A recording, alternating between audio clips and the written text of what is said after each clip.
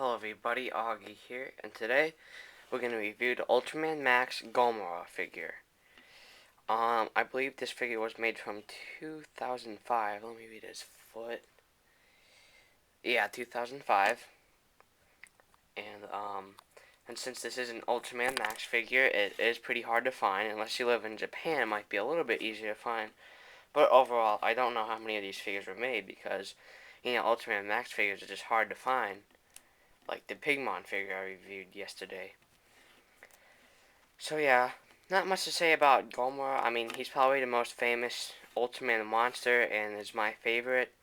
And he is also my favorite Ultraman figure I have right now and probably will be. So, yeah. Let's start out with the detail. The detail on this guy is amazing.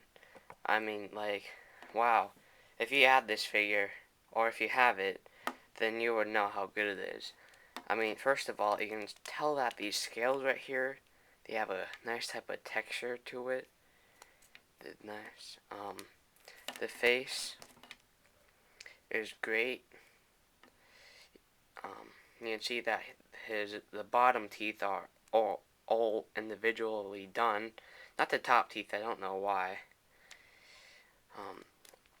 You can see all like the lines that Gomora has. I don't know what you really call them, but like this skin he has, all these lines, and the bottom of the tail, and the back. Oh, and his tail is pretty long. I don't know how long it is, but yeah. Feet are pretty cool. So yeah, he's a pretty well detailed figure. And for articulation, he's, pretty average besides, maybe like one or two things. His head can rotate 360. His arms can rotate, both of them. His legs can rotate. And his tail can rotate. And that's about it.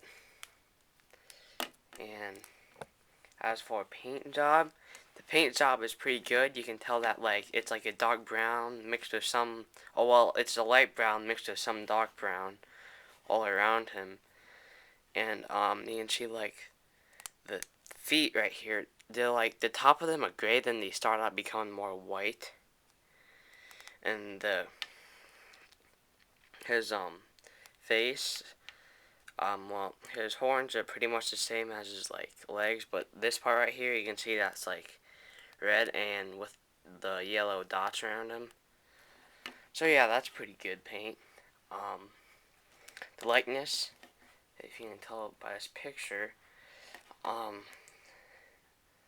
you can, well, I hope you can tell, but it's a pretty good likeness. I mean, he looks exactly like him. I mean, maybe maybe these could have been maybe a little bit more orange, the little horns right here, but I don't know, probably not. It could just be the picture, but anyway,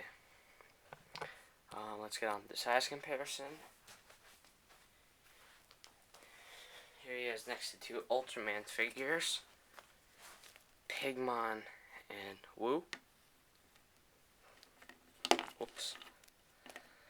So yeah, you can tell that he's kind of taller, mainly because of maybe his head and the dude tips right here. So yeah, and here he is next to a 12 or at least 11-inch figure.